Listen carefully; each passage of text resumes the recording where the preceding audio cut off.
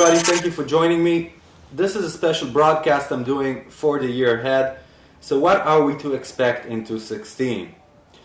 I know you've probably been hearing a few astrologers already talking about the year ahead, but I want to touch on a few sensitive points during this year. You can get a pen and paper and write down dates if you want.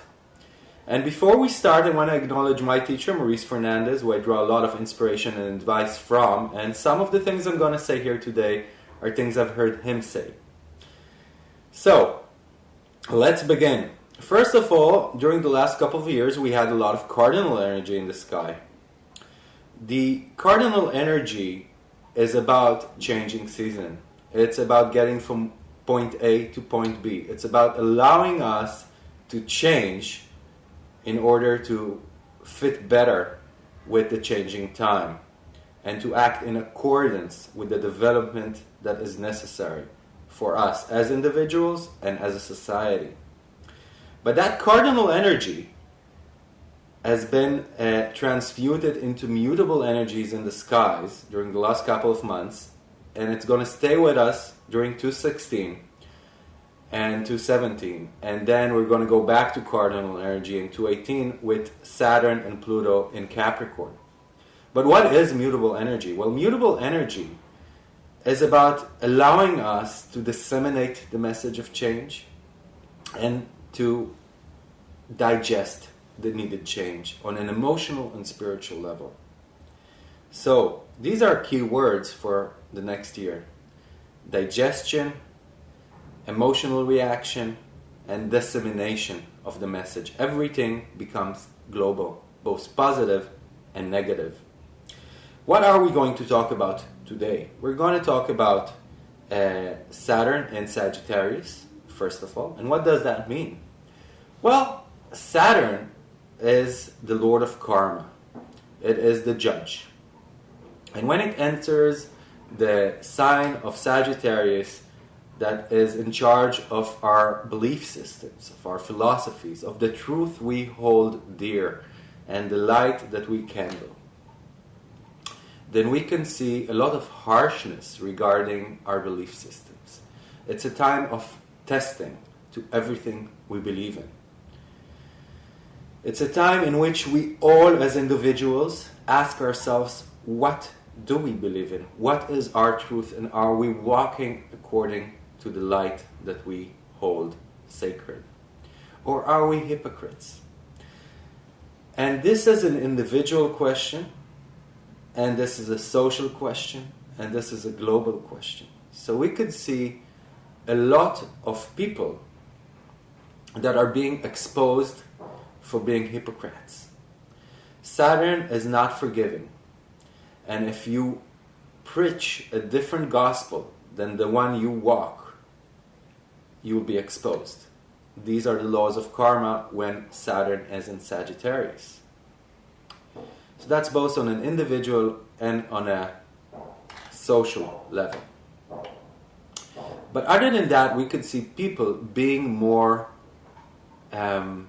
sure of themselves and sure that they have the truth of the matter and that their truth is the only truth. When Saturn is in Sagittarius, about every 29 and a half years, we could see religious wars heightening, and conflicts in this world are changing from conflicts on land, on resources, to conflicts on belief systems, on how we should and should not behave in human society. Since this is mutable energy, everything is global. So even the conflicts can be and will be global. Really, in this world, we find that in this world there are only two groups of people. And we can find those two groups of people in any society, in any religion, in any country, and most times in any family. One group of people believe that we are all born as human beings on a round world and understand that we need to learn how to get along with each other. that everybody has equal rights, and it's a live and let live environment that we should pamper and cultivate. And that none of us have ownership over the truth. And that the truth is not complete with any of us. And that it is a process of learning and evolving.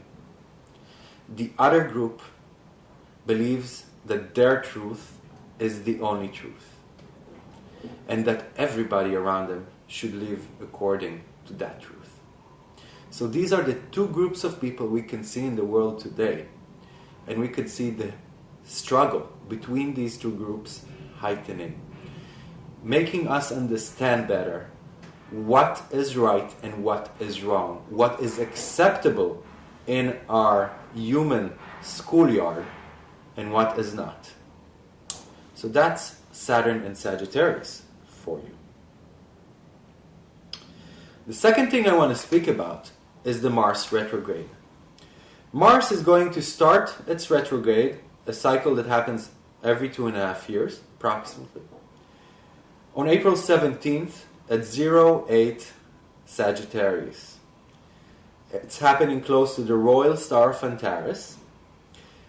Mars is going to finish its retrograde on June 30th, on the 23rd degree of Scorpio. Now, what does Mars retrograde mean? Maurice often says that when Mars starts moving direct again after retrograde, it's like a catapult of energy that throws us ahead, that catapults us really forward in our lives into new associations, new attachments, and new action in our life. But oftentimes, the time of the Mars retrograde on an individual level is a time that we reinvent ourselves. It's a time in which all our attachments are tested and sometimes changed. So we could see during those months a change in our relationships, a change in our work environment, a change in our house. Anything we are attached to is subject to change. And in a sense, this is a time in which we rethink anything that is concerned with action in our life, with being proactive, with our wants, our needs, our desires, and because of that, our targets and our goals. Now, on a global level, on a national level, this is a time that for many countries, and especially for Israel, has been a time of war, a time of aggression, especially when Mars exits the retrograde. So we could anticipate that there would be some aggression during June next year regarding Israel, and we'll be talking about it a little more very soon. I want to mention the Saturn retrograde that's going to take place between March 26 at 16 Sagittarius to August 14 at 9 Sagittarius. Again, 9 Sagittarius, a very active degree this year. This is the same degree that Mars and Saturn are going to conjunct at 09 Sagittarius at August 12. So if you have planets in your personal chart around those degrees in Sagittarius, or just across in Gemini, in the beginning of Gemini, you would be more activated by these transits. If you have a lot of mutable energy in your chart, you would be more activated by these transits. We would go over a list of activated degrees at the end of the video, just for your convenience.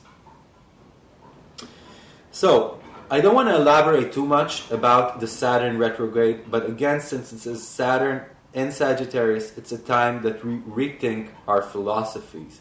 It's a time that we reevaluate everything we believe in and hold dear, and our truth regarding our lives and what is right and what is wrong. But when it leaves that retrograde, again, we could see a forward movement and a lot more harshness and rigidness regarding what we believe as something that's being melted and recasted and then cools down and hardens. Now let's talk a bit about that Mars retrograde in Israel, because it's an interesting subject.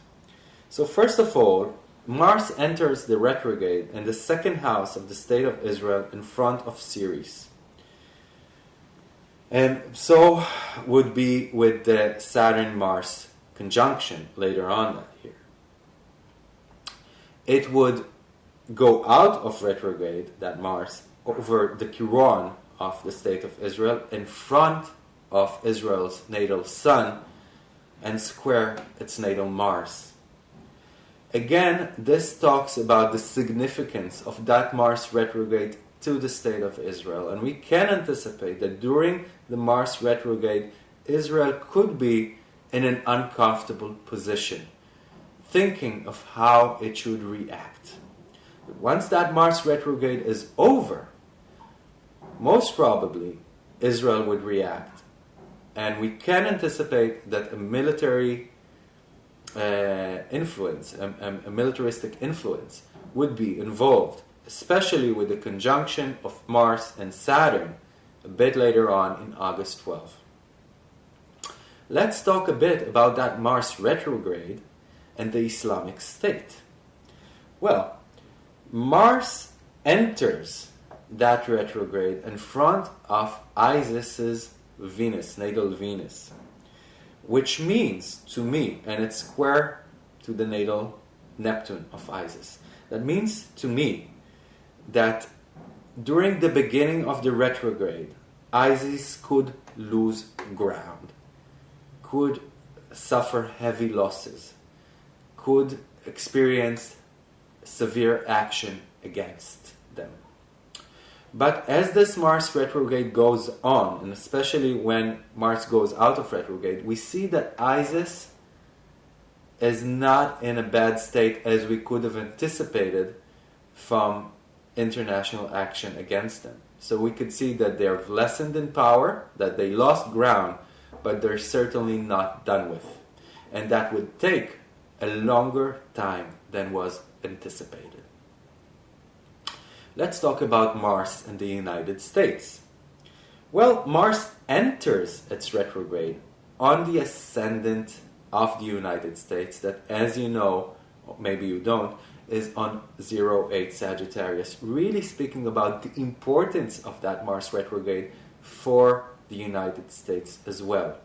So we can anticipate being in the first house, and then in the 12th house, being in the first house, then back to the 12th house of the United States, and then back to the first,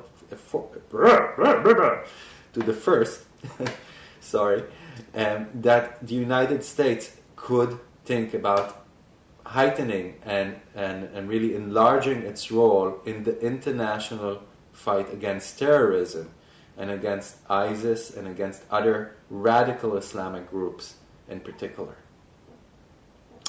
We can see that this is a special time for the United States, the year ahead, as on the 4th of July, the birthday of the state of the United States, we can see a new moon on the natal sun of the United States, really signifying that these are crucial and critical years for the United States, and that the action of the United States during the next year and a half or so would really give birth to whatever happens later on.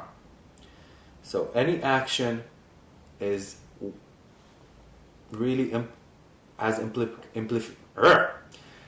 implications for the coming years. Mars leaves its retrograde on the 12th house of the United States, squaring its moon when Pluto in the sky is in front of the United States natal sun. Again, this is an uncomfortable time for the United States. We're talking about June 23rd. About June 30th. This is a time in which the United States could feel that it needs a change, that it is threatened in some way, that maybe some of its endeavors have not been going as well as it has been expected. It's a time that requires change. What else can we talk about? The mutable cross in the skies, of course. So, the mutable cross is going to lock in place on June 4th at 14 degrees Gemini, with Venus and Neptune in Pisces and Chiron in Pisces on the south node in front or opposing Jupiter in Virgo on the north node, squaring Saturn in Sagittarius, creating a T-square that we would feel until August, and of course on the 4th of June, the Moon and Venus are going to stand, completing it into a cross. So we have the Venus, Moon, Sun on the one hand, then we have Neptune, Chiron on another corner, then we have Jupiter on another corner, and we have Saturn on the last corner. And as I said, the Moon and the Sun and Venus are going to move pretty fast away, but we're still going to feel that T-square that's going to be there until August, and even afterwards. There's a lot of T-squares in the sky, like a T-square between Pluto and Mars and Uranus, Mercury in October, and another T-square between Pluto, Uranus, and Jupiter in November. That would take us into 216. And now, what is the T-square energy? What is the cross energy all about, especially in mutable signs? So again, it heightens the mutable energy. And it's about expanding and collapsing back. And expanding again and collapsing back. It's about trying to make that next step in your life on an individual level, or the change that is needed on a social or global or national level, and trying many new things, some of them not working as expected, being delayed, being postponed, being cancelled. And then again, entering a state of consolidation, of maturation, of digestion on an emotional and spiritual level, of dissemination of the message, and then again stepping that step forward, but being more mature about it and acting in a way that is better and more attuned to who we are and what we are, and so really establishing and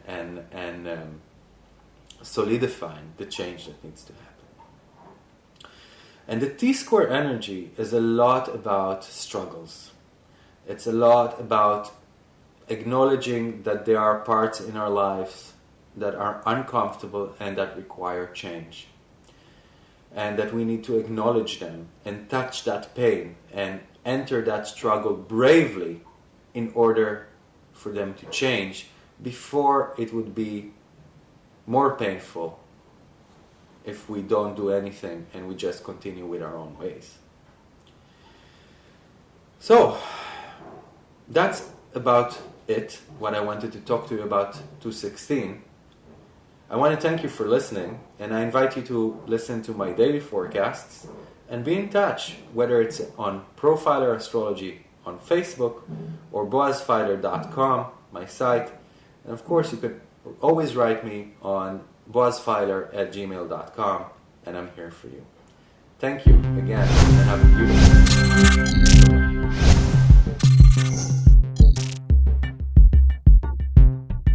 Bu akşam seminerimizi canlı olarak mobil uygulamamız üzerinden yapıyoruz.